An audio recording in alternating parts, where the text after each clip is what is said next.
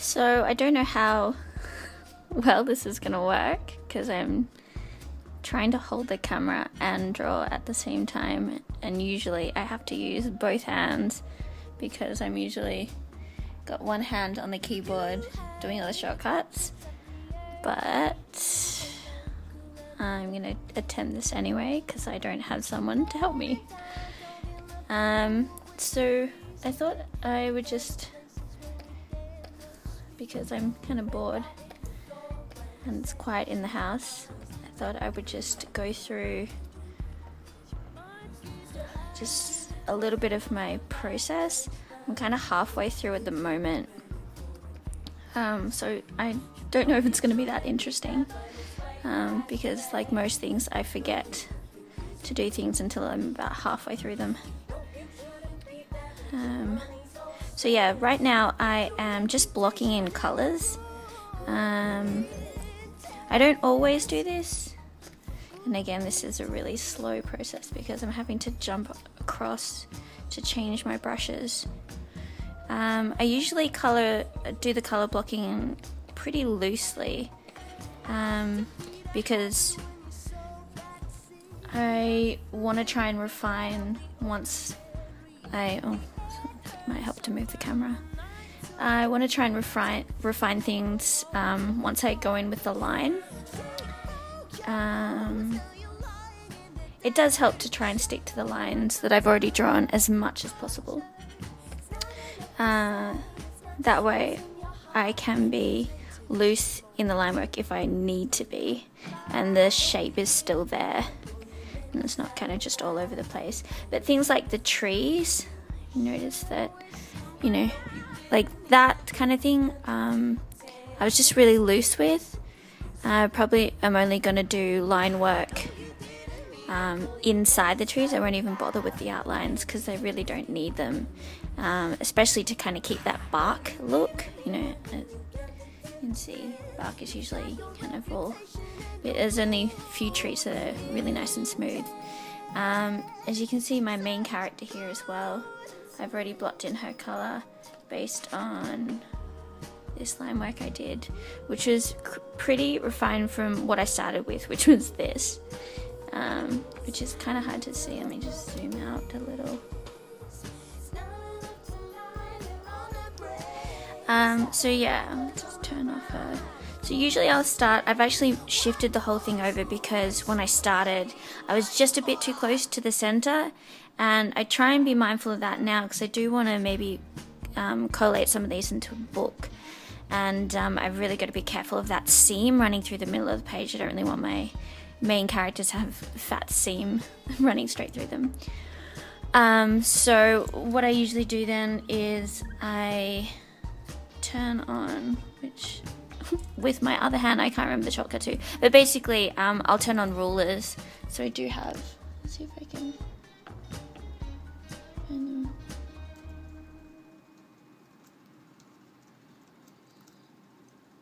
I can't, oh well, for some reason I'm blanking on the shortcut to the rulers. Anyway, it's the middle of the page is like about there ish. So yeah, I do a nice like silhouette just because I really want to get the gesture right.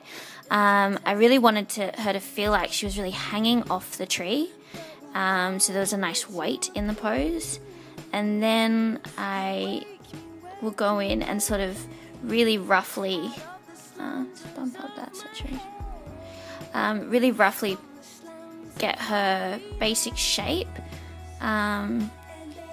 Things like feet, you know, again it's really rough, like I'll make character decisions later on.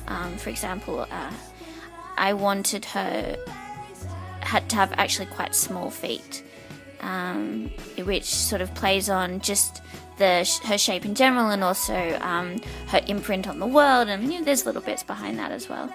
I really wanted her hair to be quite flowy, so that was really important as well to get right with a nice silhouette. Then I will kind of refine that shape a bit more.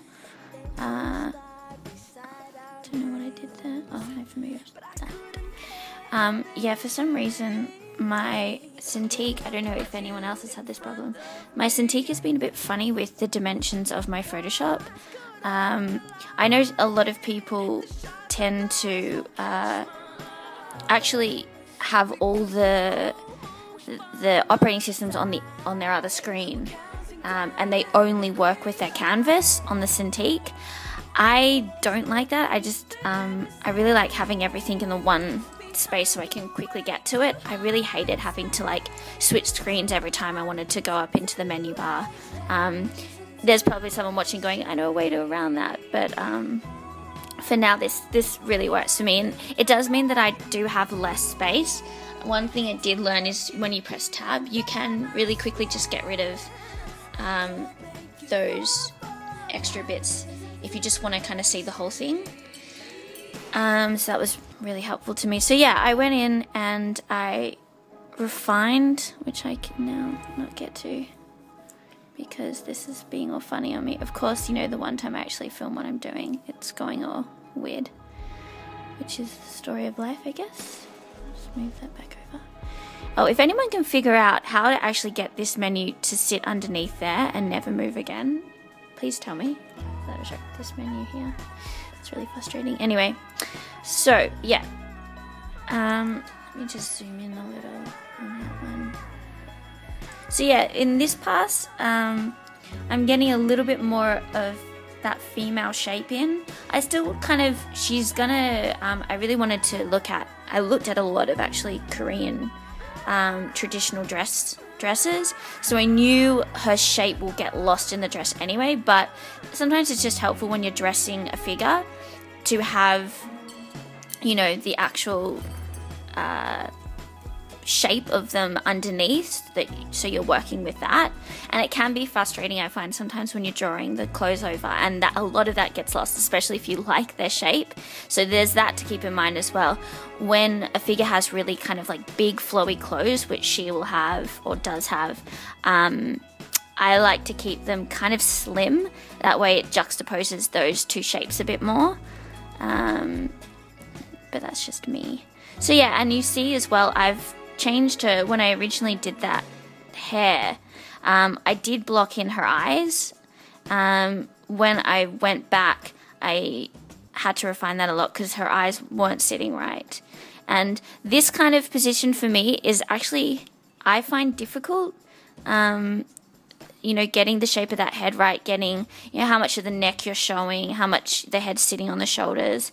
I always struggle with this, so it's a nice challenge when I do something like this because I know I'm out of my comfort zone. I do like generally drawing girls with nice long necks because it's fun and it's a nice, it's an easy shape to get right. So yeah, and I'll, you know, as you can see, I'll, you know, put a little bit more detail on her hands. Again, so this hand is actually behind this tree, which you can see on the final one.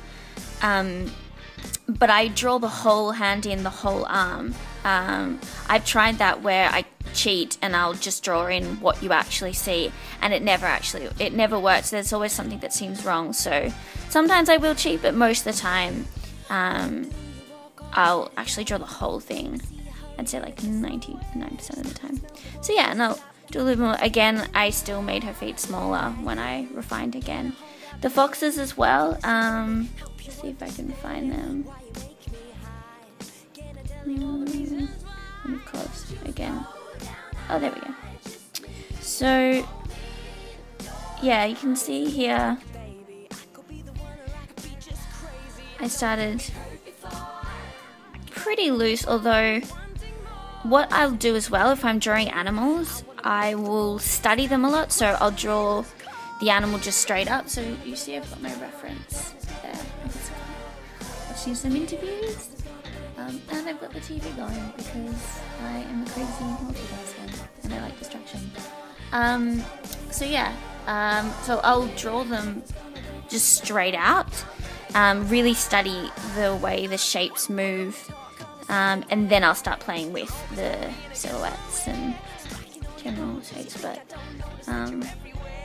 yeah, so keep it pretty loose, and then I refined that over. So think I'll just stop there because I think it's probably going to start to get really boring. I'll just quickly show you. So I've also already started blocking in a lot of the colors. I turn that off when I'm dealing with characters, unless they're like actually interacting.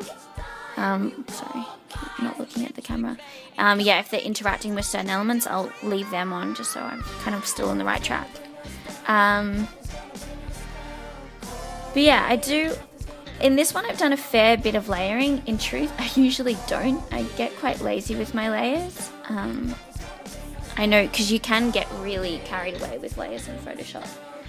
But then what I end up working with is just monstrous files, and they're no fun, especially when it comes to saving. So yeah, it's coming together. I've done this little thing. All I've done with that is just made a nice bright yellow and put it on a very low opacity to create that kind of, I don't even know what the material is called. Only my cousin to help me with that one. But like a chiffony, satiny thing. And I'll probably add some little sparkles on that just to give it that really shiny look.